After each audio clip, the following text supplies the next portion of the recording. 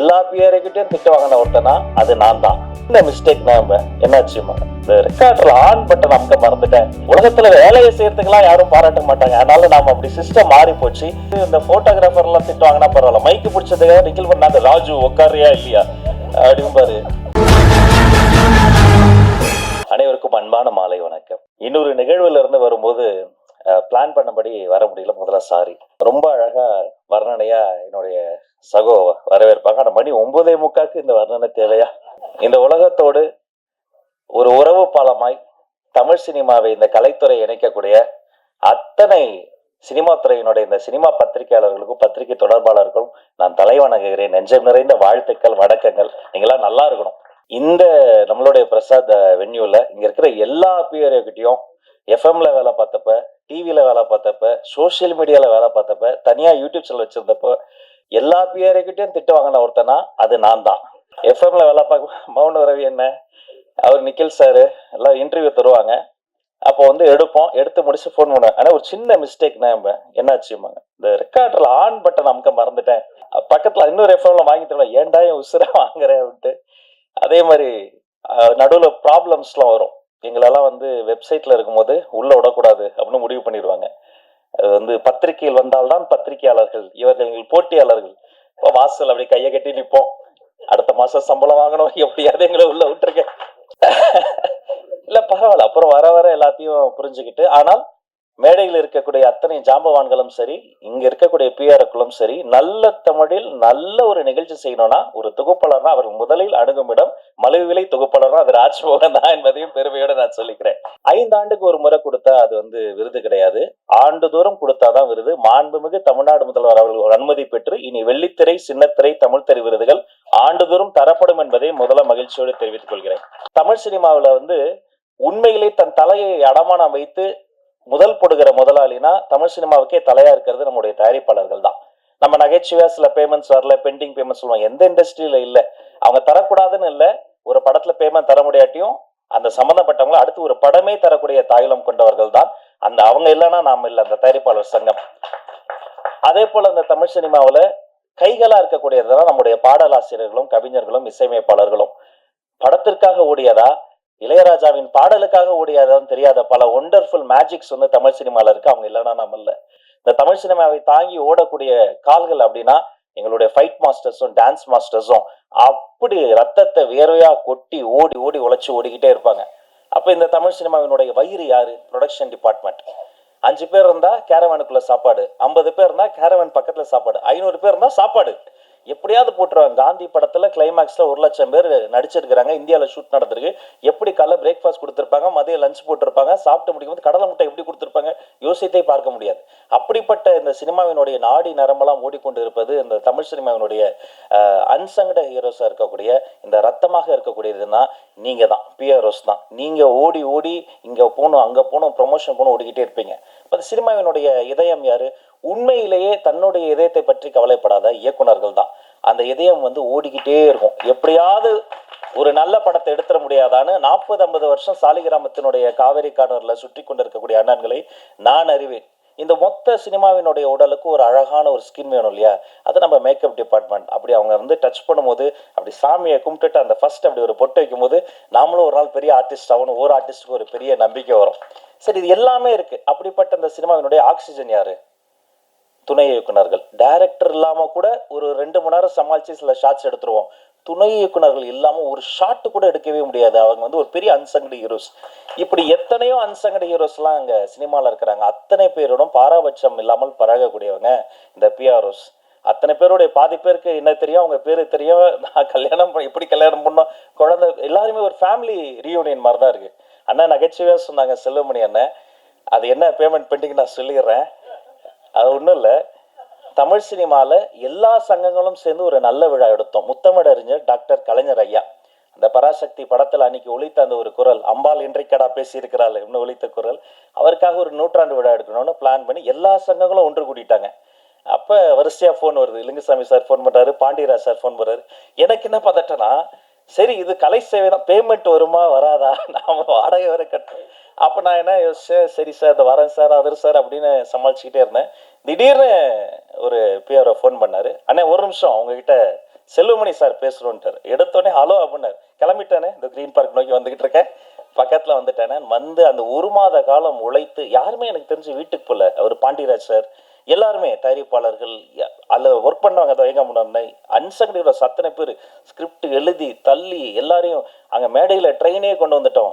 Super star Rajini sir வந்திருந்தாங்க, இப்போ ஒரு கமல் சார், மொத்த சினிமாவை அவங்க கொண்டு வந்து கொட்டி இப்படிப்பட்ட ஒரு மனித உழைப்பு இருக்குல்ல, எனக்கு தெரிஞ்சு இப்படி உழைக்கக்கூடிய அந்த ஒரு ஒரு நேர்மையான உழைப்பு இருக்கக்கூடிய ஒரு கலைத்துறை என்று சொன்னால் அது இந்த திரையுலகம் தாங்க. இது இல்லைன்னா இவ்வளோ பெரிய உழைப்புக்கு ஒரு நடமாடும் உழைப்பாளர்கள் சிலை தான். அப்படி இருக்கும்போது நீங்கள் உரிமையாக கேட்கலாம், சேரன் அண்ணாலாம் ஒரு சாதாரண டைரக்டரா நீங்கள் தவமாய் தவம் இருந்த அந்த படத்தில் வர ஒரு காட்சிக்கு அத்தனை தேசிய விருதுகள் நம்ம கொட்டி கொடுக்கணும். அப்படி தரமான ஒரு ஒரு காத்திரமான படைப்புகள். அந்த நீங்கள் சொன்னீங்களா நாங்கள் கடன் பட்டிருக்கோம், நாங்கள் தான் கடன் பட்டிருக்கோம். இது நன்றி கடன் திருப்பி தந்துக்கிட்டு இருக்கிறோம். நாங்கள் இவங்க எல்லாருக்கும் செய்ய வேண்டியது எங்களுடைய நன்றி கடன்.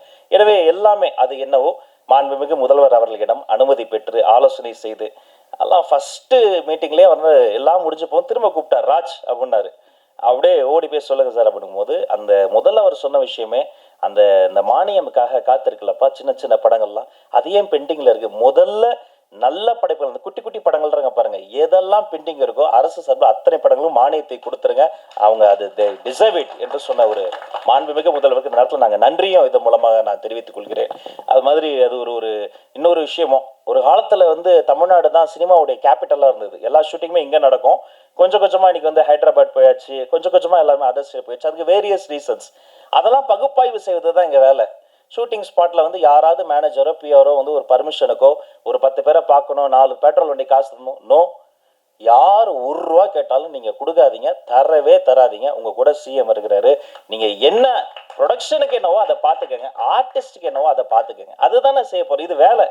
உலகத்தில் வேலையை செய்யறதுக்கெல்லாம் யாரும் பாராட்ட மாட்டாங்க. அதனால நாம் அப்படி சிஸ்டம் மாறி போச்சு. நாம் வேலையை செய்து கொண்டிருக்கிறோம், அதை சிறப்பாக செய்து கொண்டிருக்கிறோம், அது உண்மையாக செய்து கொண்டிருக்கிறோம். எந்த ஒளிவு முறை இல்லாமல் டிரான்ஸ்பரண்டான ஒரு கவர்னன்ஸ் தருவதற்கான ஒரு முயற்சி தான். ஏன்னா இந்த சினிமா துறையில தான் கருவாகி உருவாகி இன்னைக்கு ஒரு ஒரு ஒரு மாமனிதர் எங்களுக்கு முதலமைச்சராக கிடைச்சிருக்கிறாரு. இதே மாதிரி இங்க பின்னாடி உட்காந்துக்கிட்டு முன்னாடி தெரியாம வந்து எழுந்து நின்ட்டா கேமராமேன் அண்ணன் கத்துவாரு, முன்னாடி வரலன்னா ஸ்பீக்கர் கிட்ட மைக்கு போடலன்னா எங்க ஆபீஸ்ல என்னுடைய மேனேஜர் கத்துவாரு. அதையும் மீறி எழுந்துட்டா அவரு வந்து இந்த போட்டோகிராஃபர் எல்லாம் திட்டுவாங்கன்னா பரவாயில்ல, மைக்கு பிடிச்சதுக்காக நிக்கல் பண்ணாத ராஜு உட்காரியா இல்லையா அப்படிம்பாரு. எங்க போனாலும் அவ்வளோ போராட்டம். அதுக்கு நடுவில் ஒவ்வொரு இதுவா பின்னாடி இருந்து முன்னாடி வந்து இடம் பிடிச்சி எல்லாம் வந்துட்ட பிறகு திடீர்னு ஒரு ஜூனியர் ஆர்டிஸ்ட் யாரோ ஒருத்தவங்க வந்துருவாங்க, இஃப் யூ அப்போ கொஞ்சம் அப்படின்ட்டு நம்மளை எழுப்பி விட்டுருவாங்க.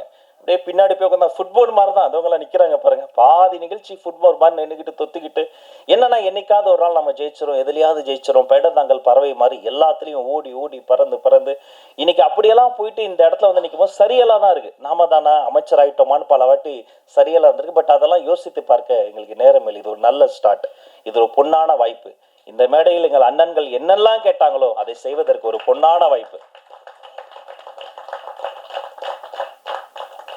அந்த எண்ணம் தான் முத்துக்காளி அண்ணனுடைய ஒய்ஃபுக்கு ஒரு பிரச்சனைட்டோன்னா அவர் கூப்பிடவே இல்லை. நான் ஓடி போய் முதல்ல அங்கே கூப்பிட்டு போங்க பாண்டு கேஎம்சியில் போயிட்டு அந்த ஹாஸ்பிட்டலில் டாக்டரை பிடிச்சி, அவங்க வேற யாரும் கிடையாது எங்களுடைய ஃபேமிலி. அவர் நடிகராக பார்க்காதீங்க, ஒரு மிகப்பெரிய ஒரு ஒரு கல்வியாளர்னு சொல்லி நின்னதாக இருக்கட்டும். அவர் பாவாலட்சுமணன் அண்ணன் கூடலாம் நான் ஒரு படம் கூட ஒர்க் பண்ணதே இல்லை. எம்எல்ஏ ஹாஸ்டில் கொடுத்துட்டேன், நீ என்ன ரோட்டில் நிற்கிறேன், நீ வான உள்ள வேணா, கேப்டன் தானே, கேப்டன் சார்பாக தானே நாங்களாம் இருக்கிறோம், அவர் படங்கள்லாம் பார்த்து ஏகலைவனா வளர்ந்தாங்க தானே, நீ நில்லுன்னு சொல்லிட்டோம். பாரதி ராஜா ஐயா மறைந்த போதும் பாக்கியராஜ் சார் மறைந்த போதும் ஓடோடி போய் முதல்ல நின்று முழு அரச மரியாதை கொடுத்தது எங்க கடமை. அவங்களுக்கு செய்யாம நாங்க வேற யாருக்கு செய்ய போறோம்? ஏன் இந்த எல்லாரும் வந்து சினிமாக்கு இப்படி பண்றோம் அப்படி பண்றோம்லாம் நினைப்பாங்கலாம் சொல்லாதீங்க. நான் பள்ளிக்கல்வித்துறை அமைச்சர். அரசு பள்ளியில படிக்கிற ஆட்டிசம் குழந்தைங்க இருக்காங்க பாருங்க, அவங்கள வந்து என் ரூமுக்கு எந்த குழந்தை வந்தாலும் டக்குன்னு ஒரு குட்டிச்சாரை போட்டு பக்கத்தில் உட்கார வச்சிருவோம், சாக்லேட்ஸ் வந்துடும், ரொம்ப நேரம் பேசுவோம். அந்த அப்பா அம்மா முதல்ல கொஞ்சம் டார்ச்சர் பண்ணுவாங்க, ஏய் அமைச்சருக்கு வணக்கம் சொல்லு, அதை சொல்லு, இதை நான் சொல்லுவேன், நீ கொஞ்சம் நேரம் சும்மா இருக்க சொல்லு, நீ அப்படியே உட்காரு, நீ ஒன்றும் ஜாலியாக பேசிகிட்டு இருப்போம். ஆட்டிசம் குழந்தைகள் வந்தால் அந்த இடம் ரொம்ப சிரமமாக இருக்கும். இப்போ நம்ம இப்படி டெக்கோரமாக பேசுகிறோம்ல, அவங்களுக்கு அது புரியாது. நம்ம கண் பார்த்து பேசுவோம், அவங்க ஃபேன் பார்த்து பேசுவாங்க, திடீர்னு கத்துவாங்க, மற்ற சின்ன சத்தம் கேட்டால் பேனிக் ஆவாங்க. அந்த பேரண்ட்ஸ் வந்து இன்னும் டஃப்பான ஒரு ஒரு லைஃப்பை வந்து மேற்கொள்வாங்க, அழுவாங்க லிட்டரலாக. ஏன் இப்படி வந்தது என்ன பண்ணுறதுன்னு தெரியாமல். அப்போ ஒரு நாள் வந்து ஒரு அதிகாரி வந்து ஒருத்தர் வந்து சொன்னார், ஒரு நல்ல ஐடியா கொடுத்தார். நம்ம எம்ஜிஆர் ஃபிலிம் இன்ஸ்டியூட்டில் அரசு பள்ளியில் படிக்கும் ஆட்டிசம் குழந்தைகளை செலக்ட் பண்ணி போய் அவர்களுக்கு ஒரு உலக சினிமா போட்டோம்.